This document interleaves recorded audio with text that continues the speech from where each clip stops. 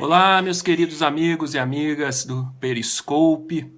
Prazer estar aqui com vocês novamente para nós darmos continuidade aos nossos encontros e tratarmos de alguns temas ligados ao direito constitucional. Bom dia aí para o pessoal de Brasília, para o pessoal de Mossoró. Estou sim, meu amigo. Obrigado, estou adorando Brasília. Um abraço para o pessoal de Recife, de Porto Alegre, Tangará da Serra, no Mato Grosso, pessoal de Maceió, pessoal de Teresina, São Carlos, São Paulo, Montes Claros, Barbacena, Minas Gerais. Um grande abraço aí para todos vocês, meus queridos. Bem, nós vamos falar hoje sobre um tema extremamente importante dentro do controle de constitucionalidade, que é o efeito transcendente dos motivos determinantes, também conhecido como transcendência dos motivos. Então, vamos falar um pouco sobre este assunto, um tema que houve uma mudança na jurisprudência do Supremo Tribunal Federal.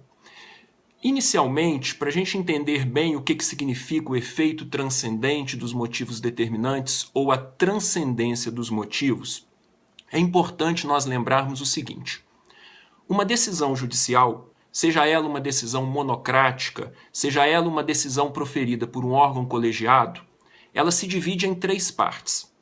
Então ela tem a primeira parte, que é o relatório. Obrigado, Lucas. Ela tem a primeira parte, que é o relatório, a descrição do caso.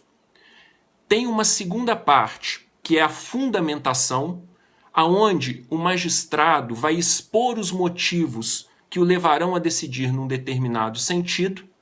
E, por fim, tem o dispositivo da decisão, ou seja, aquela parte da decisão aonde ele vai julgar o pedido procedente ou improcedente. No controle abstrato de constitucionalidade, realizado através de ADI, ADC, ADPF e ADO, nós temos também essas três partes na sentença. E aí, numa ADI, por exemplo, quando o Supremo Tribunal Federal vai julgar, lá no dispositivo, ou seja, na parte final do acórdão, eles dizem basicamente o seguinte: o tribunal, por unanimidade, julgou procedente o pedido para declarar a inconstitucionalidade da lei tal. Então esse é o dispositivo da decisão, aonde você vê lá, o tribunal, por maioria ou por unanimidade, julgou o pedido procedente ou improcedente para declarar a constitucionalidade ou a inconstitucionalidade de uma determinada lei ou ato normativo. Tanto o efeito erga omnes quanto a eficácia vinculante atingem esse dispositivo da decisão. Então, se o Supremo disse que uma determinada lei é inconstitucional, aquela decisão ela tem eficácia contra todos, já que não existem partes formais no controle abstrato, então ela vale para todo mundo, e além de valer contra todos, ela vincula determinados órgãos do Poder Judiciário, com exceção do Supremo Tribunal Federal, que não fica vinculado pelas suas próprias decisões, e a administração pública. O Poder Legislativo não fica vinculado pelas decisões do Supremo Tribunal Federal. Ou melhor, a função legislativa não fica vinculada. A gente vai falar isso mais para frente. Não é só o legislativo, é a função legislativa que não fica vinculada. Então, o Poder Executivo, por exemplo, pode propor um projeto de lei no sentido de uma decisão, no sentido contrário de uma decisão do Supremo. Mas isso a gente comenta no futuro. O importante é o seguinte: não há qualquer controvérsia na doutrina de que o dispositivo em ADI, ADC, ADPF e ADO produz efeitos erga omnes e eficácia vinculante. A grande controvérsia diz respeito à fundamentação da decisão. Será que a fundamentação, ou seja, os motivos que levaram o tribunal a decidir num determinado sentido, eles também vinculam a administração pública e os demais órgãos do Poder Judiciário? Ou será que é só o dispositivo que vincula? Esta é a grande questão envolvendo a transcendência dos motivos, ou o efeito transcendente dos motivos determinantes.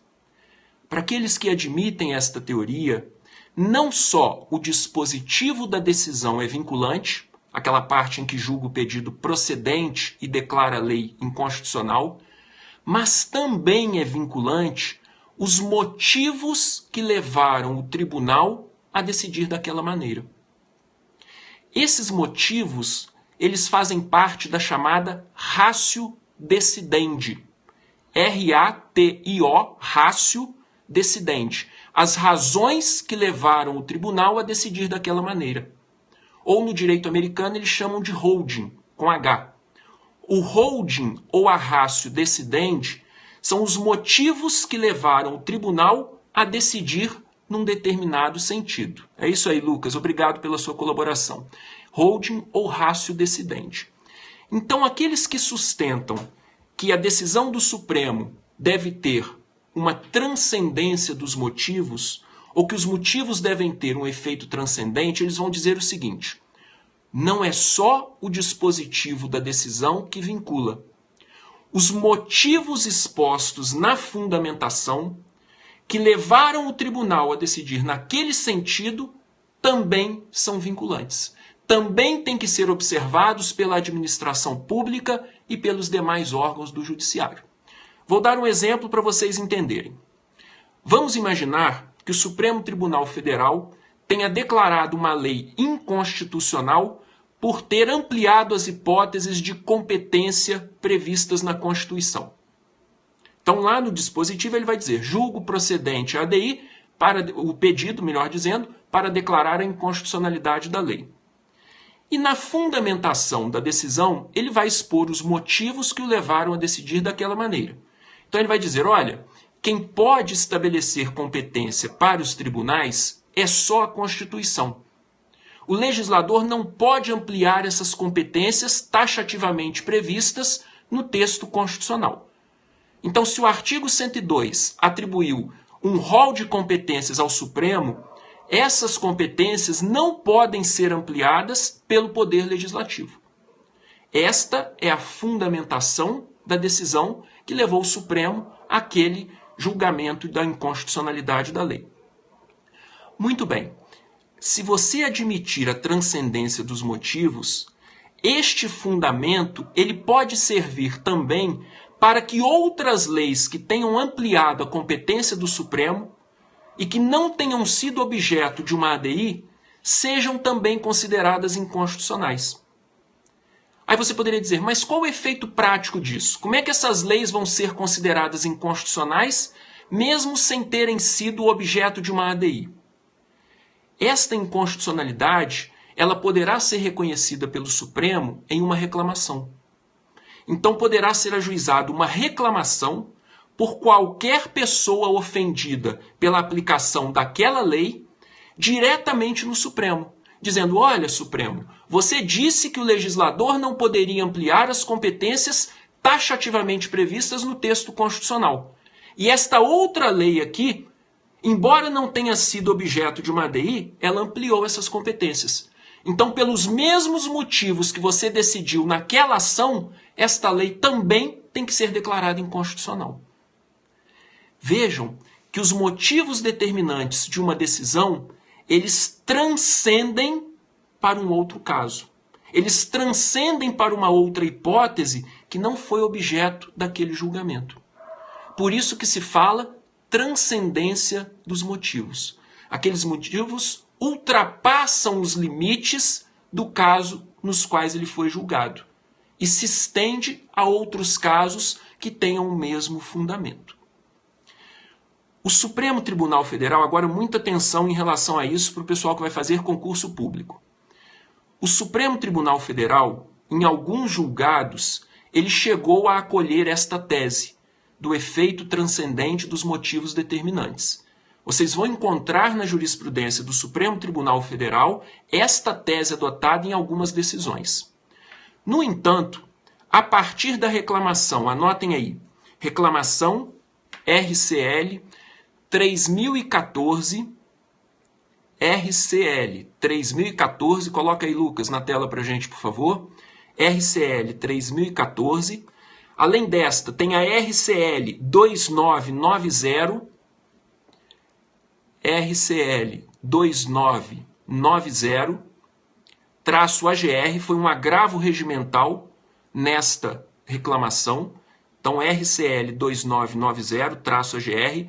e RCL, reclamação 2475, RCL 2475-AGR.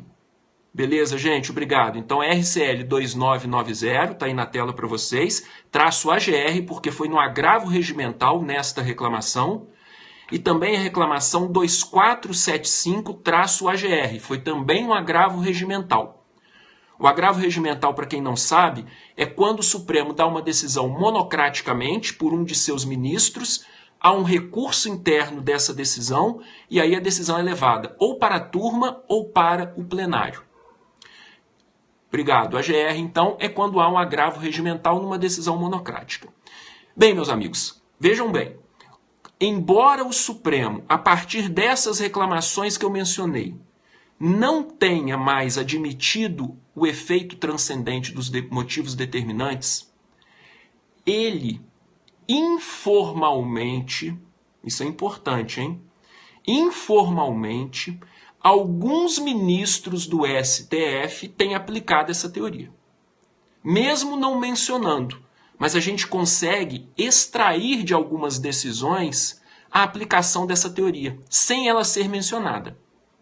Observem, por exemplo, quando o Supremo julga uma reclamação tendo como fundamento a ADPF 130. O dispositivo da ADPF 130, ele se referia apenas à lei de imprensa. Mas vários ministros do Supremo, como o ministro Luiz Roberto Barroso, por exemplo, têm aplicado os fundamentos da decisão proferida na ADPF 130 para outros casos. Então, resumindo isso que eu disse, formalmente o Supremo deixou de aplicar a transcendência dos motivos a partir dessas reclamações que eu mencionei. Reclamação 3014, reclamação 2990-AGR e reclamação 2475-AGR. Só que, informalmente, alguns ministros continuam adotando esta tese, embora não mencionem nas suas decisões. Qual é a minha opinião sobre o assunto? A meu ver, para que a força normativa da Constituição possa ser plenamente assegurada, os motivos determinantes da decisão, eles também devem ser vinculantes. O grande problema no Brasil é que as decisões dadas pelo Supremo são decisões proferidas individualmente. Cada ministro geralmente leva o seu voto até o plenário e lê aquele voto, ou resume aquele voto. Então, muitas vezes, numa decisão, você tem vários motivos diferentes. O ministro A votou num sentido em razão dos motivos X, Y e Z, e o outro ministro B votou no mesmo sentido do ministro A. Só que os motivos que o levaram a decidir foram motivos diferentes. E aí fica muito difícil, meus amigos, no final das contas, nós sabermos quais realmente foram os motivos determinantes daquela decisão. Então esse é um problema de você adotar a transcendência dos motivos com relação às decisões do STF. Nem sempre é fácil identificar quais foram realmente os motivos que levaram não o ministro, mas o tribunal a decidir em um determinado sentido. Um outro detalhe importante. Na fundamentação da decisão, nem tudo que está escrito é ratio decidendi, é holding. Existem algumas partes da decisão que são chamadas de obter dicta, ou seja, são questões ditas de passagem. São questões que não foram determinantes para o julgado. Essas questões obter dicta, essas questões que não foram determinantes para o julgado, elas não vinculam em hipótese nenhuma. Mesmo para aqueles que admitem a transcendência dos motivos, as questões obter dicta, ou seja, questões ditas apenas de passagem, questões que não foram determinantes para a decisão, essas não vinculam. Ok? Então é importante diferenciar na fundamentação o que é ratio decidendi ou holding e o que é apenas questões obter dicta. Meus queridos amigos, espero que a dica de hoje tenha sido útil para vocês. Deixa eu aproveitar que algumas pessoas aí estão comentando sobre o livro. Deixa eu apresentar aqui o meu livro para vocês, para quem não conhece. Eu tenho um manual de Direito Constitucional pela Juspodium, que é esse daqui.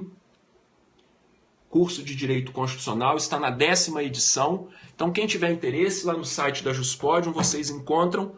E vai ser um grande prazer vocês poderem complementar aí o que a gente tratou na aula com o livro e estar aí encontrando com vocês frequentemente. Tá ok, meus amigos? Deixa eu dar um abraço, mandar um abraço aí para o pessoal. Eu vou colocar daqui, eu vou combinar o seguinte com vocês. Eu vou conversar com o Ricardo da editora e vou pedir para ele me dar uma senha com desconto exclusivo para os amigos do Periscope. Combinado? Um grande desconto só para vocês que estiverem assistindo. Nosso próximo encontro eu vou fazer isso. Eu coloco a senha aí para vocês e aí quem tiver interesse em comprar, compra com desconto. Combinado? Então espera um pouquinho, não compre agora. É livro para concurso, tá? É um livro voltado para concursos públicos. Beleza? Um grande abraço aí para os amigos de João Pessoa, um abraço para os amigos de Brasília, que sempre estão participando. Obrigado aí pelo carinho de vocês. Podem ir mandando os coraçõezinhos. E agora, para a gente finalizar, vamos colocar uma musiquinha para todo mundo ir com gás total para os estudos. Fechado? Obrigado aí a todos vocês pelo carinho. Um grande abraço e até o nosso próximo encontro, galera. Valeu!